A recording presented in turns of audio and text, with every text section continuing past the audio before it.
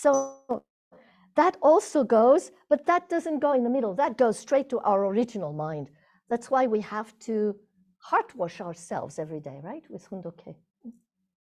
And then there's the good spirit somewhere, right? Do you have some too? We all have some good spirits, right? I mean, if we reach out to people, you know, with divine principle and so, these good spirits, they come and they call their friends. Come on, there's all these people. We have to, you know, to protect them, to speak also through them and so. And if we don't do that, they escape to someone else. So I think they're also limited, right?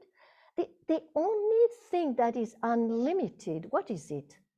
It's not our brain's memory. Oh yeah, our brain is kind of not so limited because, you know, the more we learn, the more we can learn, right? But my laptop is limited, right? If I put too much stuff in there, then it won't be able to save more. Huh? Even the cloud is limited. You have too many pictures. Please pay. You know, oh, come on, I just erase a few, right? Anyway, so many things are limited, but the thing that is not limited is love, right? Love. The more we give, the more we receive, and the more energy is created, right? So that's one thing that is not limited. But good spirits are limited. How about evil spirits? Are they limited? They are, but actually there are lots, right? But maybe now with all these things we're doing, right? Maybe it's diminishing, right? And they're going to the side of the good spirits. That's our hope. That's our faith. So what can we do with that kind of distorted conscience? What can the second generation do with that? Yeah, they're under this influence, right? They grow up and they don't have a brain yet when they're young that is capable of thinking of all the consequences, of understanding that this person wants to do evil to them. You know, like the fall, Lucifer with Eve. She trusted him, right? That doesn't mean she was not responsible, but anyway, the trust is also something in our society that we need to take into this framework, right, of understanding what influences us. So we can always be aware, there's this side, there's that side. What is this absolute standard, right? So what can we do? So the first thing we can do so that our conscience will not justify, because that's one of the problems, you know. We do something and we feel, that wasn't good. But there's this circumstance and that, and that, and that, and then we justify it, and then it becomes okay. And the next time, we don't even feel it anymore. Right? So that's dangerous, right? So justifying is one of the big problems. So to restore the conscience, what can we do? So you'll see things will disappear bit by bit on this. So one thing is, you saw the evil spirits, they just went away, right? So what can we do to get rid of them? It's all this Chonbo restoration, right? All these Chonbo events, all that. We can at times really like be beyond their influence, but we do something wrong, and what happens? They get back in the picture, right? And this is something we have to be aware of. You know, when I joined this movement, I thought, okay, I'm going this path to perfection, and it's about 7 years, right? And then that's going to be it. And then I realized, oh my goodness, the more we advance and the more the framework becomes big, from individual to family to society to nation and so on, right? So actually, it's a path that will last all our lives. And I'm so sorry for the second gens, because they will have to also walk, because we were not able to clean up enough, right? So it will continue for a few generations. Let's not think how many, but it will continue. And let's be ready to deal with all that. Another thing we have to do is to stop becoming influenced by this relative criterion. Of course, we have to follow the law, but let's still understand that this is just like a medium position towards building Çonilguk. We need it because without law, this society would be horrible, right? And so we understand that, but it's not the absolute. Then also, let's take distance from what is normal in society by constantly regaining this vertical alignment. Do you remember what Father said, like maybe 5-6 years before he passed? He talked about this high noon settlement, right? High noon. Like there's no shade, no shadow, right? That means our mind is totally focused and really centered on God. And this is really a point that if we can reach that for 5 minutes or for 1 hour or for 1 day, this is such a blessing because it's a situation in which we feel so much energy, so much love, and the truth just comes, right? And another thing that we need to be able to do is not follow the physical drives, but take care of my physical needs so that this instrument can continue to move on and do great things. So like every morning I do yoga, yoga, right? This is good, stretch and then we become old, right? We get a lot of wrinkles, everything, but the body still can move. And that is really, really important. So we can do great things. And then also, finally, get rid of this fallen mind. Actually, we received the blessing. I don't know if all the second gens received it, but anyway, they were born without this original sin, right? So they have a heart that is less spoiled, right, than some other people. So that's another very big advantage that we have if we keep going in this movement. And when we do something that we feel is not 100% correct, then let's never justify, and never look at scapegoats, he did that to me and that's why I did that, or because she was like this, then I did this, that kind of thing is really a killer. And I know in our movement, we all want to be good. We all want to do the right thing. So we have a trend, a tendency of justifying, and this doesn't help us go forward at all. So I'm not talking to you, I'm talking to me, right, to myself, right? Yeah. Then this is the picture to restore our conscience and really go towards goodness and have this real feeling of happiness, right, that we can share with others. This is the ideal restoration of the conscience. So I had in my title, conscience and absolute faith, absolute love, and absolute obedience, right? This is very much connected. So what is absolute faith? Absolute faith, I understand it. It means I follow the truth. But whatever I do, it's centered on the heart, centered on true love, right? Centered on the heart and true love. So I follow the truth. So are you always looking for the truth? You're always looking, you hear something, anybody, even true parents, you read something and then it goes like, what is that? This is weird. What do you do then? What do you do? Say, oh, well, anyway, it was written, and if I don't understand, it's okay. Or you think, I want to get that straight. I want to understand what it means. And if we do that, then bit by bit, the things we hear here in our brains go down to our heart. And this is transformed in absolute faith. But knowing that this will also grow, right? The faith grows as we go along in our life of faith. Then we have more and more ability to overcome difficulties. Someone attacks us and criticizes us, and and then when we are very young, it's like it's a killer. We're like dead, right? And then we say, oh, I don't want to deal with that. I just go somewhere else. I just leave this movement, right? But as we grow older, we're able to deal with that, and we understand, oh, the person is seeing him or herself in me, right?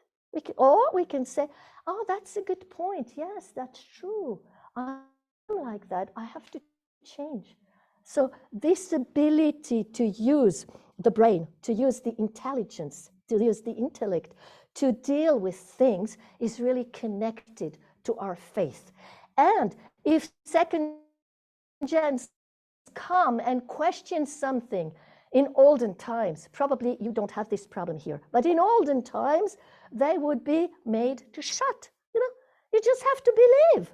No, you just have to believe. Does this go to faith? No, it goes to brainwashing, right? It goes to influencing in a way that you don't really know why, you don't really understand. So there's no power that is connected to that kind of attitude. So it's really important if we are confronted with situations, with words, even through parents' words, to really reflect, what does that mean?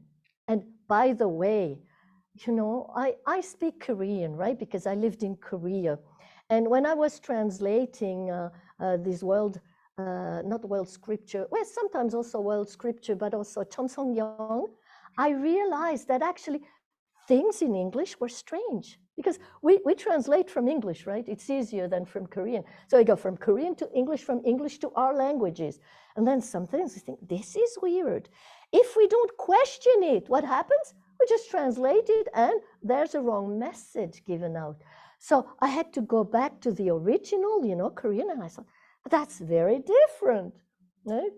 So in a way, for the Japanese, it's easier because it's almost the same syntax, right? And many words are similar. But for our languages, it's really, really easy to make mistakes and to interpret in wrong ways. So questioning is a good thing, right? Do you question sometimes? Yeah. Questioning, yeah. Even a leader comes, with a big belly. We have a few leaders with big bellies in Europe, right? And they affirm something, I'm short, and they're tall. And then I say, come on, are you sure it's like that? They don't like that. There's still some discrimination, towards ladies. Have you felt that? No. Here it's all perfect, right? Here it's all perfect, right? But there's still, minorities understand what it means to be discriminated on. They understand, to be respected. They know what it means to be respected. And when they're not respected, they also know it. But the majority does not know, because they're usually like that, and nobody has complained or said anything for years and years, centuries even, So they think it's totally normal. So is it kind to make someone aware of that? Or is it bad? What does your conscience say? My conscience says, well, it's kind, because in this way, this person can understand me, and also other women or other members, right? And become a better person, right? So it depends on the conscience we have, right? Whether we will say something or not. So this is about the truth, right? And then how about absolute obedience, right? Obedience actually has to do with will, following, right? I follow something or someone or so. So, I was a Japanese missionary. Because I lived in Japan for 6 years. And while I lived in Japan, I was sent with 4,200 other Japanese, but they were more like that, stood out a little bit. Anyway, we were sent to the Americas, right? And we all met in Montevideo, Uruguay. 4,200 in a big stadium. Can you imagine? All these ladies. And Father gave us this message about the conscience, about the conscience. And he said, closer to you than true parents is God. Closer to you than God is your conscience. And this really remained in my heart. And with my husband, who was Japanese, he passed, but he always said to me, いいこと聞いてください。いいこと聞いて. And I say, that means follow what I say, And I said, but come on, I cannot follow someone's directions if I don't feel it, I follow my conscience. And then I said, Father said that. So he was okay for a few days, and then it came back, It's so deeply like stuck in especially Japanese men's brain, right? She's laughing. Yeah, actually, it's like normal, You grow up in a society, and it's like that, and you grow up with that, and it's normal. But then, as a foreigner, you go live there, and you say, "This is outrageous," This is just not normal, and you start saying things. So people start thinking, she better goes back home. Anyway, so the will is necessary to go that path. And actually, yeah, when you feel something, if you just follow someone who says it to you but don't feel it, what will happen? You'll just stop. You won't be able to go very far. You won't be able to put all your heart into that. So, yeah, this thing about absolute obedience is really important to understand. And then there's the third one, which is absolute quoi? Absolute love. Absolute love, right? With absolute love, how do you feel love? You don't talk about willing love or thinking love. You feel love, right? So absolute love is felt through the emotions, right? But it's also, again, centered on the heart. The heart is always the center. So actually, we sang this song at the beginning.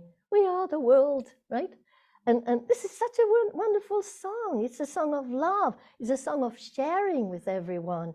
And I think having this in our hearts to want to share the blessings we have is so important. So while I was in Japan, my husband and I had already 3 children, right? Two girls and a boy. And there's a couple that came, and they were like us, Swiss-Japanese couple. They also lived in Japan, and they couldn't have children. And they had been blessed already 7 years before us. So I got this thing that came on me, inspiration, revelation, how do you call it, right? This thing, it comes very strong. And when you get that, you feel so happy because it's connected to the whole body. You get these goosebumps, yeah, goosebumps. Wow, yeah, I can do something great with my life. This is wonderful. We can have the next child for them, right? And so I shared that with them. And I thought, really, this is one way of sharing love and sharing blessing. And they were so happy when they heard that, right? And then, okay, we conceived, a little bit later, we conceived a child for that couple. And then you go through 9 months, right? And you have to keep that, That's something interesting. If you don't have the faith, if you don't have this will, right? If you don't have this intellect, this truth that makes you understand that was true, then you give up and you say, well, I made a mistake, I'm sorry, we can't give that child, But if you have that, you go to the end and you overcome all the steps and finally you give that child to that couple. And I often think about the situation of Mary. You know Mary? Mary who met Elizabeth, you know, and Elizabeth who had this incredible revelation, you know, you are the mother of God and all this, you know. The Holy Mary comes from that, right? Full of grace and so. And then they were like taken by this spirit, right? They had this incredible revelation and they did what they felt, you know, they had to do, and they did it. And then what happened? They forgot that actually it came from God and they kicked her out, right? This is what we understand. So it's very important for us to keep that deeply, deeply in our hearts. So if someone tells you to do something and you don't have it in your heart, you know, very strongly, then you cannot overcome all the problems on the emotional level, on the intelligence level, and on the will level. You cannot. But if you have it deep in your heart, then you can do it up to the end and bring a great victory, and moreover feel that makes sense. That's exactly what I was born for, and I could use my life and my physical body to do something good for the sake of others, right? So anyway,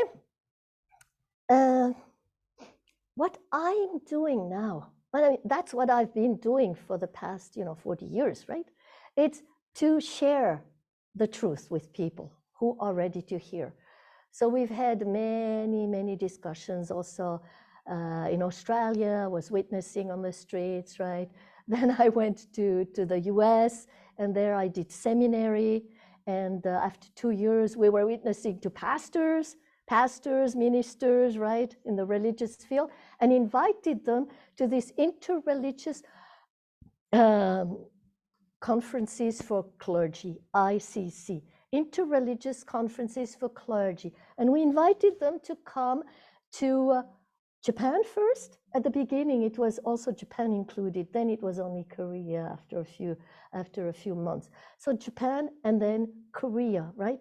And these people got the message, a new message. Some were totally shocked, because they had never been in an Asian surrounding, and they had never been with so many people from different denominations.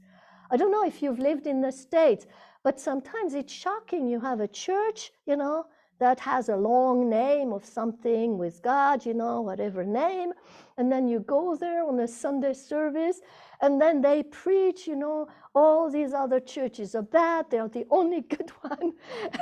And some churches even have a roof that opens. Do you know why?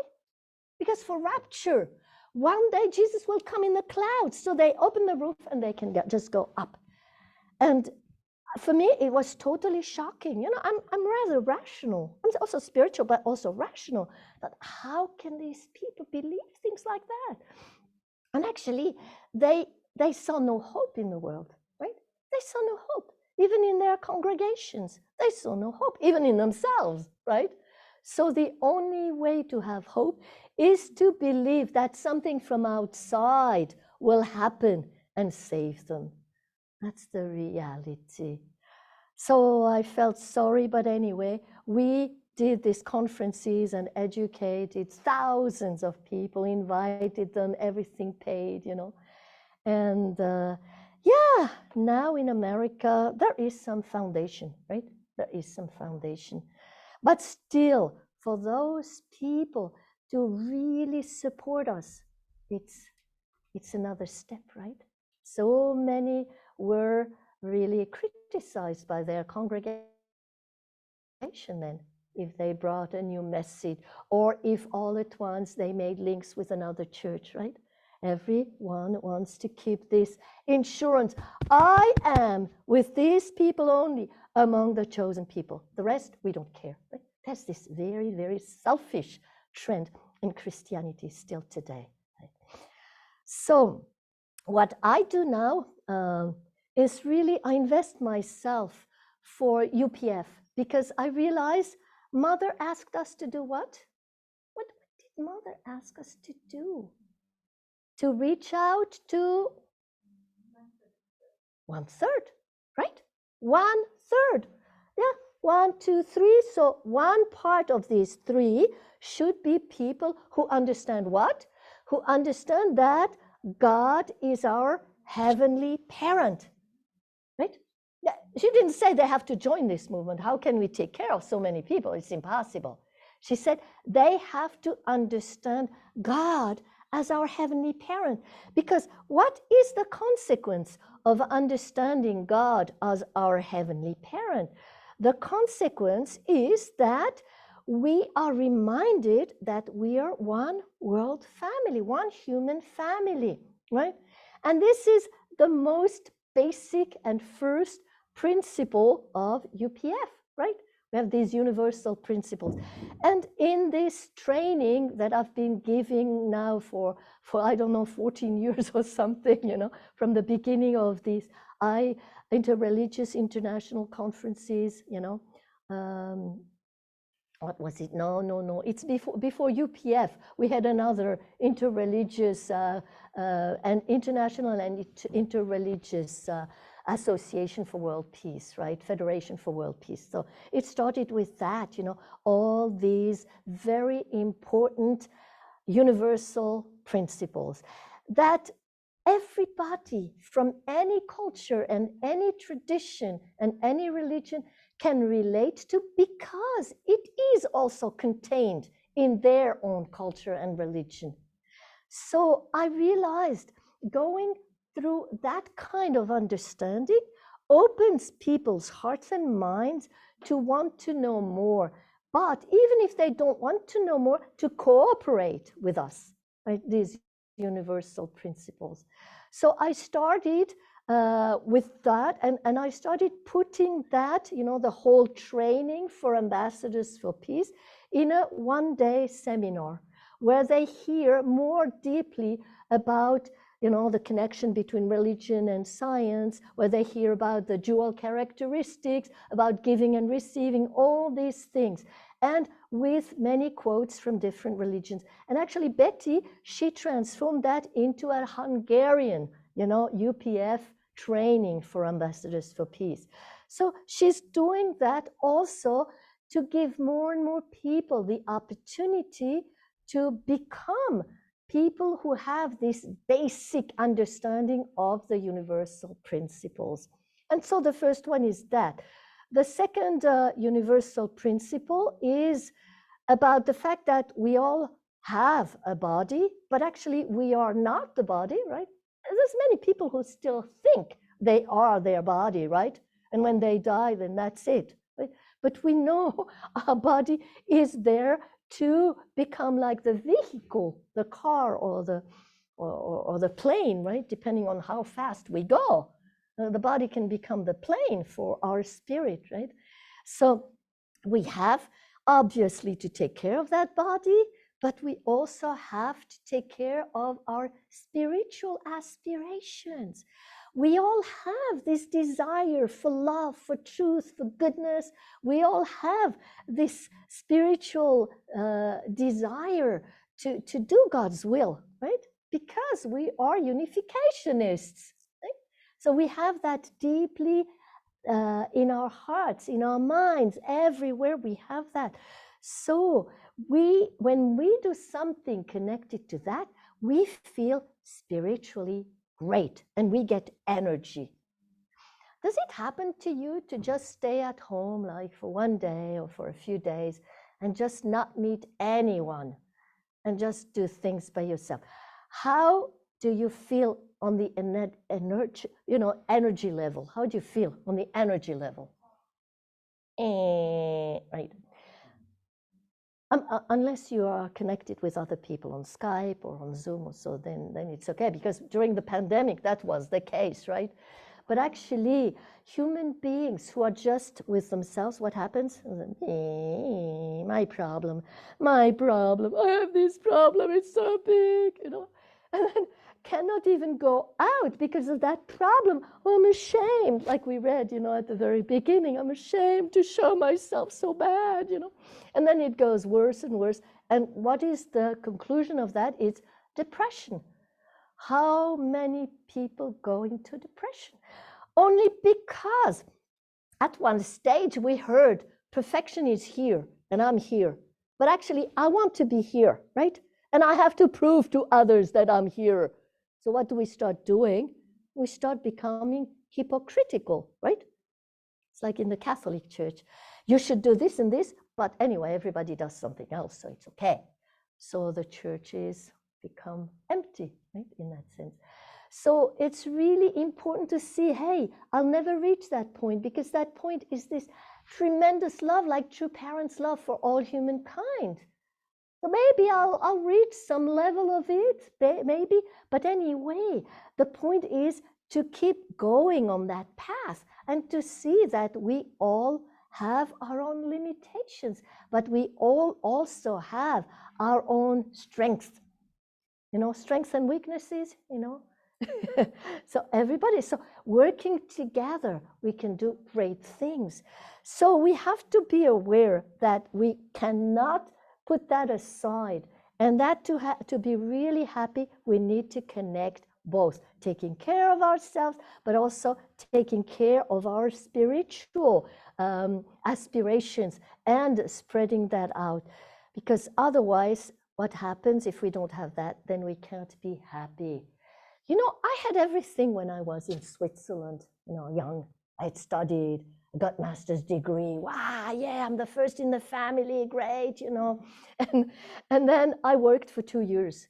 And maybe for 2 or 3 weeks, I was very happy. I thought, wow, this is wonderful life. And bit by bit, and down. And I thought, oh my goodness, living like that until I'm old, no way. So I left everything and I started traveling around the world just with a backpack. And on the way, I met great people. And one of the people I met spiritually was a grand uncle who had been a priest in Switzerland and who had gone as a missionary to India when he was 50 years old. And he died when he was 95 years old. And that was just 1 year before I left. And then I thought, I met that perchance. I didn't even know I had such an ancestor, but he had the same name, and his name was Amede. And then it all came back because I saw everything written about his life. So I knew that's him, And after that, I went to different countries. I met many Christians, especially evangelical Christians also. And in Australia, it was dead. In Australia, the churches were like, no. Don't look right, not left, that's like that. And I thought, this is impossible. This can't do. I need an environment in which I can really know more and understand. So in Adelaide, I prayed to God, God, allow me to meet someone who can bring me closer to you. And that day, the next day I was walking in the mall, this big surface where probably you also have witnessed in some different towns, right? And there was this girl giving out leaflets. And in my mind, it came, that's her. You prayed for her, that's her. So I went to her and I started talking. And the result is, after talking a little bit, she talked about the blessing as the means to get rid of original sin. And I thought, this is what I want. I was struggling so much in myself, If I hadn't been struggling, what would I have done? I would have stayed in Switzerland and lived like my brother, my sister, like anybody else, worked until I'm 65 years old, maybe get married, maybe not, and then have a pension and that would have been my life. But because I was struggling, the only way to not commit suicide, right, was to go away and travel, right? And there I discovered this other reality, this spiritual reality, which is so important, right? I discovered that side. And so thanks to this girl, thanks to the others who then showed me, the divine principle, right? You know what made it for me is returning resurrection. You know what it is, right? Yeah, the spirits of the ancestors, right? they try to find people on earth who can continue this same mission, right? And if someone continues that mission, then they grow and we grow together. But not only that, they give us a lot of the indemnity so we can get out of hell first, right? And this was really my situation. So when I heard that, I just thought, I felt my ancestors that said, that's right, we need you. So therefore I joined. But it didn't come from outside, it came from inside. I felt it inside. That's why after that, whatever happened, being persecuted, being treated disrespectfully or whatever, I could overcome. And I guess you who are still here, right? You must have had that kind of experience. Otherwise, you would have escaped too, right? Yeah. So this is really what we can admire in one another, that we develop that faith and kept going and work every day at the fact that we are spiritual beings too, not just physical beings. And then the third point is what do people think when we talk about love? The first thing that comes to their mind is sex. Right? Love, that's sex. Right? At least in Switzerland, I don't know here. Maybe it's pure here. But anyway, for most people, that's the thing. Love is that. So to make the difference between filial love, fraternal love, that are the basis to undertake the next step, which is conjugal relationship, right? Just to explain that and to explain all the different things that we have to grow to mature. Maturity of the brain is one thing, but maturity of the ability to take responsibility, right? Maturity of the fact of having mind-body unity. All these things are very essential. So conjugal love allows us then to have a family and to have parental love. And as I said before, if someone cannot have children, then it's really natural that they can adopt other people's children.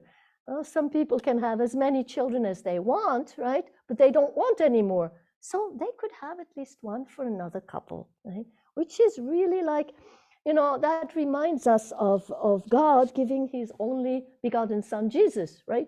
For the sake of the world. This reminds us of Father to parent giving Huntinim, right?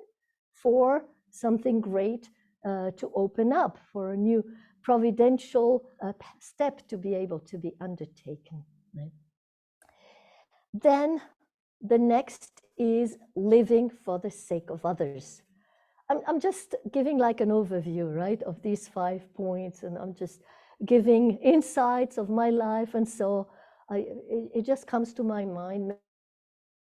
Maybe it's not what you want to hear. Maybe it touches you. I don't know. I hope it's not too boring. Right? So this living for the sake of others means to be in this giving and receiving relationship. We know everything in nature works like that. And we as human beings, if we don't start with giving, then nothing will come in. It's like if we are full of everything, right, and we keep it, there's no space to receive something new. So we have to empty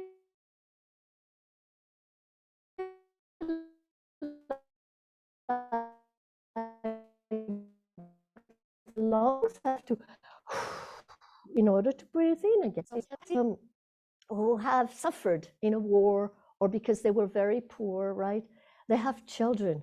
What is their aim?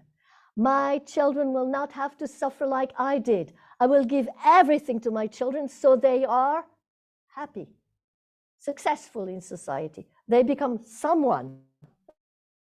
That was my parents' motivation. Actually, I had everything, but I wasn't happy, right? That's the word.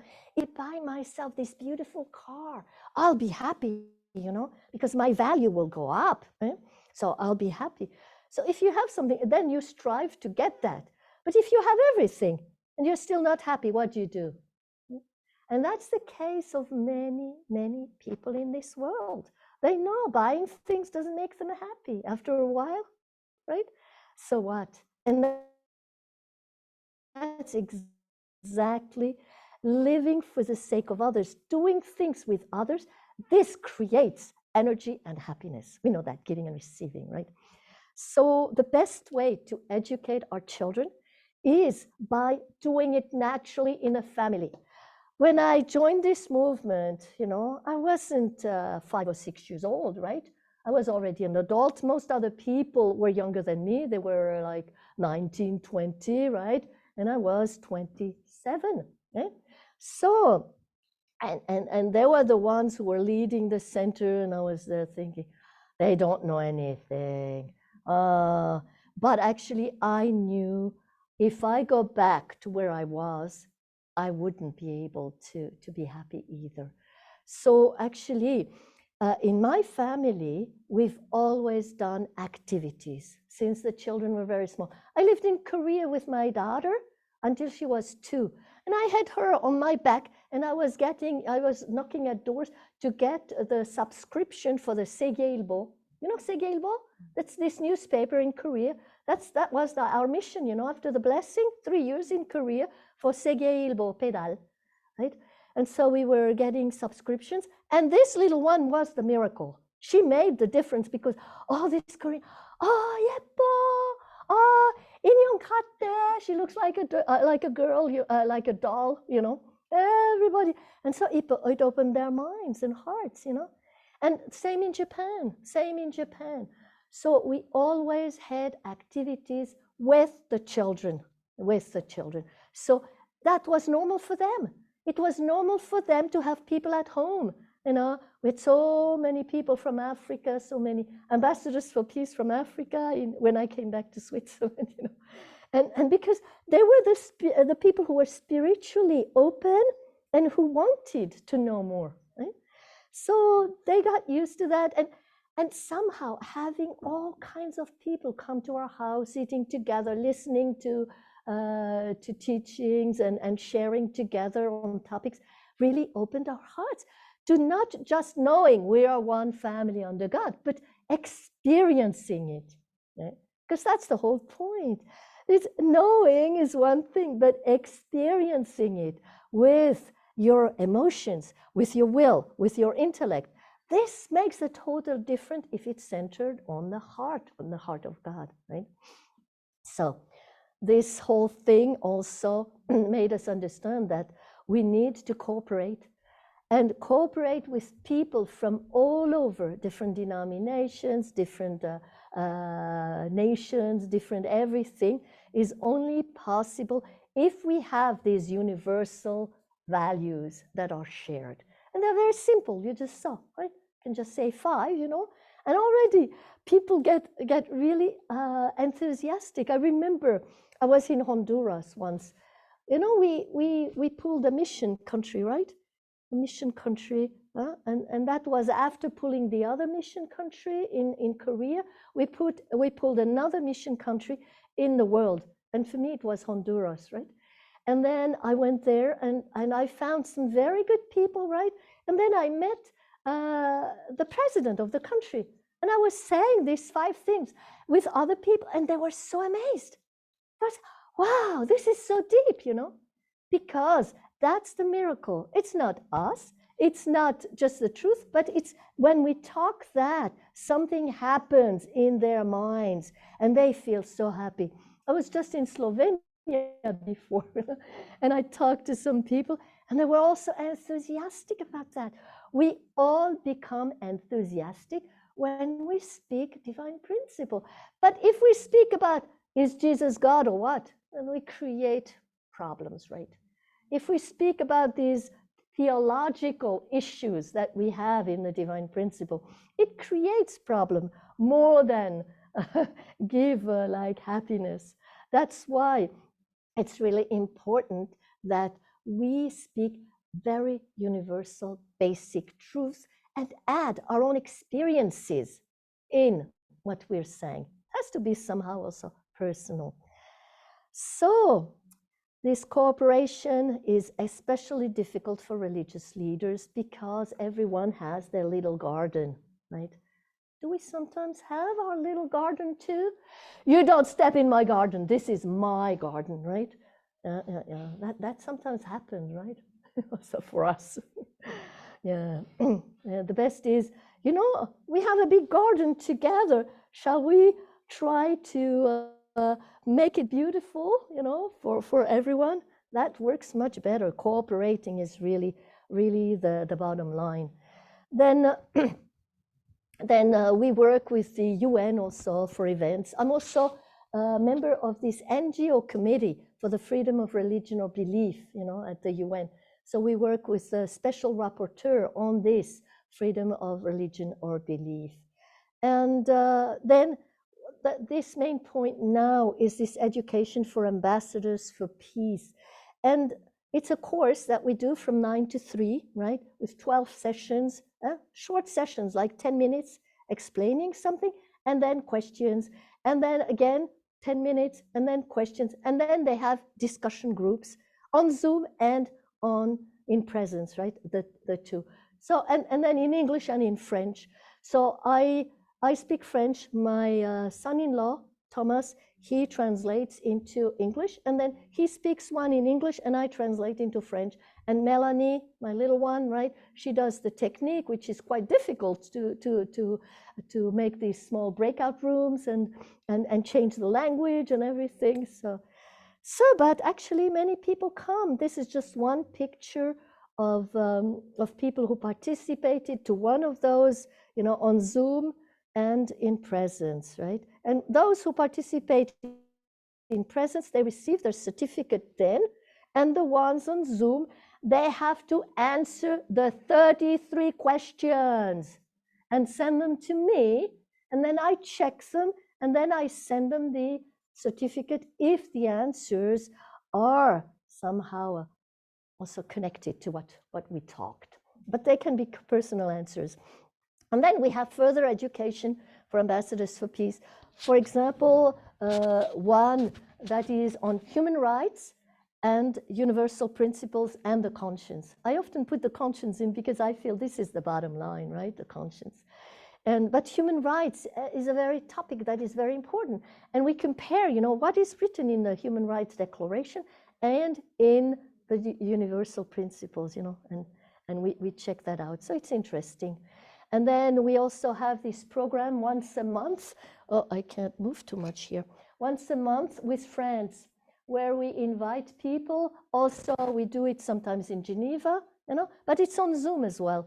And there are people from Africa also in these training sessions. You know, you see there are people from Africa, people from the Balkans. Many people from the Balkans are very interested because they still have these family values, right? And then also every Monday night, I have this, it's based on scriptures. We have a topic. I follow the book, you know, World Scripture, and we choose a topic. And then on that topic, I choose a few quotes from different scriptures, and also always from true parents, always. I did. And then people read them and then say what they feel. And if I have a Christian there, then I asked him to read, or her. If I have a Muslim, they read, and so on. So it's a very good way, you know. This is more, these people talk, right? And then at the end, there are questions.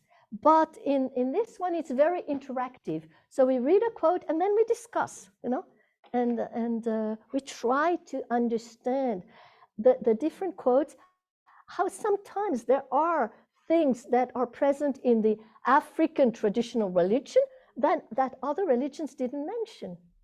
So it's really, really enriching, and it shows in what way God actually worked through all the special people in the whole world at any time in history to bring truth and inspiration to their people, right?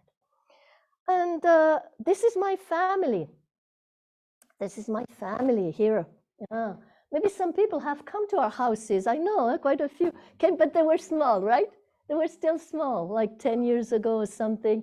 And now they're all blessed, you know? This is Noemi, my first daughter. She's a medical doctor, right? It took so many years, but now she's a medical doctor. And that's her husband. he's American Asian, Asian American, right? His mom is Japanese and his dad is Vietnamese, right? And they have one child. Then my second daughter, Natalie, she's a singer, dancer, you know, she composes music, and her husband, Thomas Pretty, he helps me with the translation and the things, right? Thomas Pretty. And there are two children, and he's a teacher. He teaches math in a British school in Switzerland. Right? So it's in his language. This is my son. My son, he got matched with her, you know, at this Tonilguk matching. Do you know the Tonilguk matching?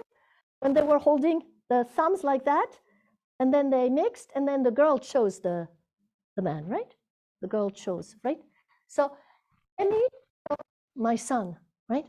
And they came to live in Switzerland. At that time, he was still a student. Now he has a PhD in physics. And they just left for Japan with their 3 children. He's 29. He has 3 children. Can you imagine? You know, when he was 14, he said, as soon as I'm 17, that was while father was still alive, he said, you can go to the blessing at 17, right? He said, when I'm 17, I'll go to the blessing.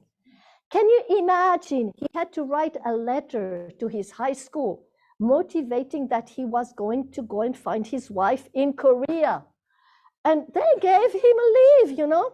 And even, can you imagine? After that, they put in the rules of the school that for that kind of reason, they can give a leave.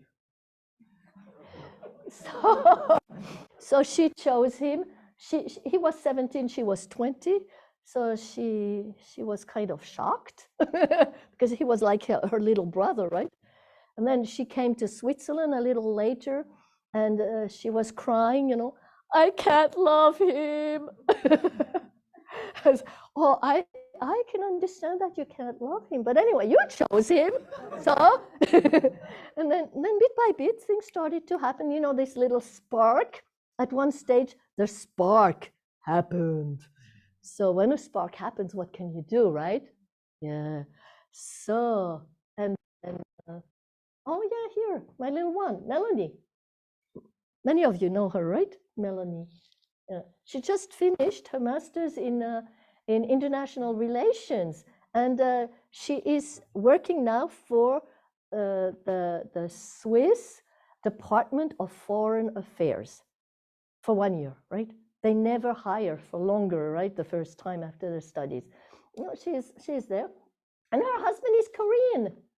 He's Korean. And he's very happy in Switzerland. He's doing computer. So he found jobs right away, because in that field, you know, everybody is looking for specialists. And everything is in English. So for him, it's no problem in English. But he grew up in Korea, then went to America to do middle and high school, and then he went to Japan to do university. So actually, yeah, for him, these 3 languages are accessible. So that's our family, and we live together here, with them and with them. We live together in the same house, right? So it's really wonderful, actually, to be able to live together.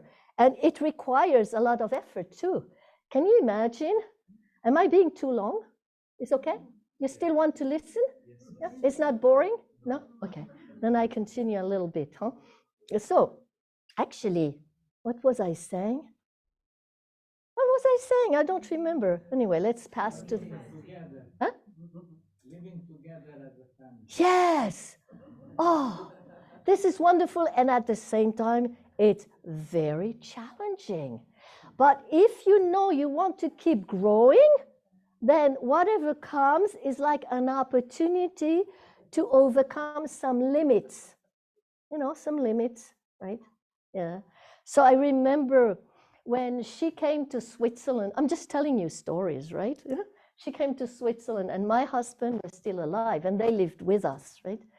And he, as a Japanese man, he expected her to serve him because that's normal in Japan. But unfortunately, she was not that kind of person, you know? So, I mean, he really suffered. He really suffered. And then when he came, he came even before, you know, when he came, then my husband would say things to him and he was just laughing. And my husband felt he's not taking me seriously, you know. So actually, we really had to go through all that on both sides, you know, both sides. And we grew and we could develop this family atmosphere where we can embrace each other. And with the grandchildren, you see there are 6 here. The grandchildren, you know, I spent quite a lot of time. Fortunately, my son left with his 3, so I have more time. That's why I could come. You know? So it's like, okay, something happens, it's an opportunity for something else to be done. Oh, how about absolute faith, love, and obedience, right? So we have this pledge, right? Shall we read it together? Pledge number 8. Our family, the owner of Chonilguk, pledges, having entered the era of Chonilguk, to achieve the ideal of God and human beings united in love through absolute faith, absolute love, and absolute obedience, and to perfect the realm of liberation and complete freedom in the kingdom of God on earth and in heaven by centering on true love. Right? This is what we're talking about. Right? So if we link that to our conscience, you know, is that, you know, that absolute faith, love, and obedience towards true parents? Is it towards God? Is it towards our conscience? You know, closer to us than true parents is God. Closer to us than God is our conscience. So knowing that is here, that it happens and that it has to happen. So really living our faith with absolute faith, you know, that makes us really want to search for truth more and more and more. We never finish searching for truth. We're doing now on the European Middle East level this IAAP. IAAP is International Association of Academicians for Peace. And there we study true parents' thought. True parents' thought. That is like something continuing on the foundation of unification thought, right? And so we really reflect on very deep questions, right? To continue to investigate into the truth. So this searching for the ultimate truth, for absolute love, always expressing our love with deep emotion and absolute obedience, using our will to accomplish the direction centered on the heart. So if we do that, then all at once, I am not important anymore, because the center is not me. The center is the heart, and the center is the conscience, which is connected to God and true parents, right? So actually, this is the best situation we can have, because all these things, you know, the issue, oh, is it in line with God's will for you? You know, is it the right thing? If you really know it and we feel it and we have this energy, then we need to do. So what do you think? We know we have to reach out to 1/3 of the population. What will you do? What will you do? If you really do things like you present these 5 universal principles, just simply, you know, what was the first one? Heavenly parent, one human family. Second one, right? Second one, giving and receiving, right? Altruism, giving and receiving. Third one, family, the school of love. Fourth one, living for the sake of others, altruism. Fifth one, cooperation, right? If we just talk about these simple things with people, they become enlightened to a certain degree. And maybe then they want to come and listen more. What we need is 1/3 of the population not having received the blessing. This is impossible, right? And there are not so many people who are even married. You can't even find so many people. There are not people who will be able to become ambassadors for peace either. But there are people who can be peace associates. You know, they talk a lot about peace associates in Korea. But for us, there are people with whom we can work and do activities and invite them. And if they go to the course, you know, that some of you are going to give or have already given, then these people can be nominated as ambassadors for peace, right? And then if these people feel like, oh, I want to find a spouse, you know, or if they already have a spouse, but there are some frictions, then we can offer them blessing. So really feeling that this absolute faith, love, and obedience right now is about that, right now in the providence, right? Apart from all these other things we're supposed to do. Make money, you still have to, right? You can't just survive on water and love. But anyway, there's something, if you can do that, then you will have a big impact on the society. And you remember that picture where there are the evil spirits and bad influence and all that? This will also be cleared up in Hungary. And you know, I believe that among all the countries in Europe, maybe Hungary will be the first one to reach something great, to be a testimony, you know? And that's always the problem for mother. She needs to see results. Why does she need to see results? Why? Because if she doesn't see results, then it's like hopeless. Nothing is going to happen. It's going to get worse and worse and worse and worse.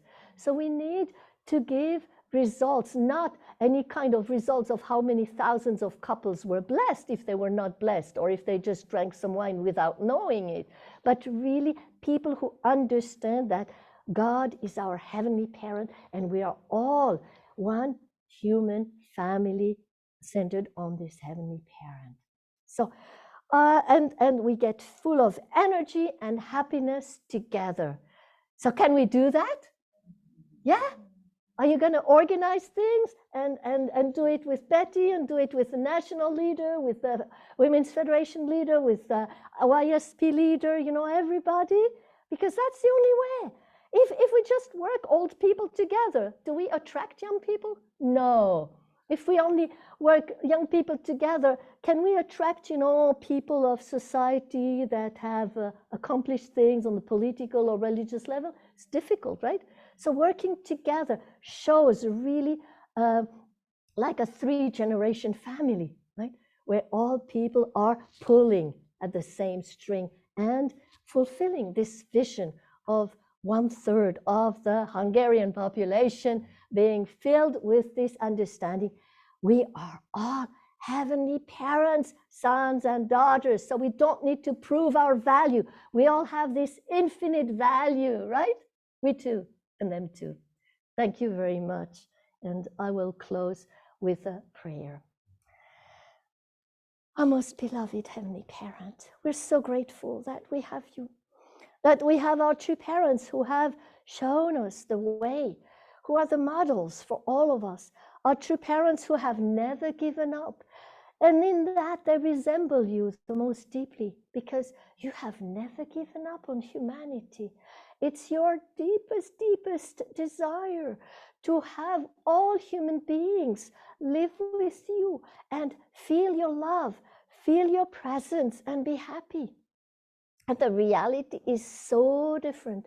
There's so many terrible tragedies and wars happening in the world at this point. And the good point about this is it makes people reflect. We cannot live like we have so far. Many people are starting to feel like something has to happen. But it's not the others who will do it. It's ourselves, each one of us in this room, each one of the participants on Zoom, everybody has to work together and really, really find those people who are desperate and who are searching for the answers to the fundamental questions of life.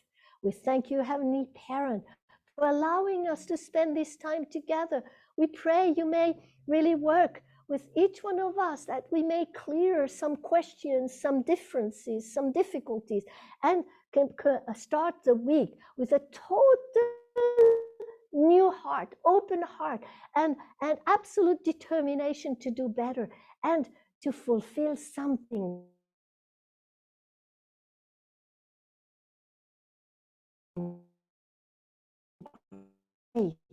that will give us that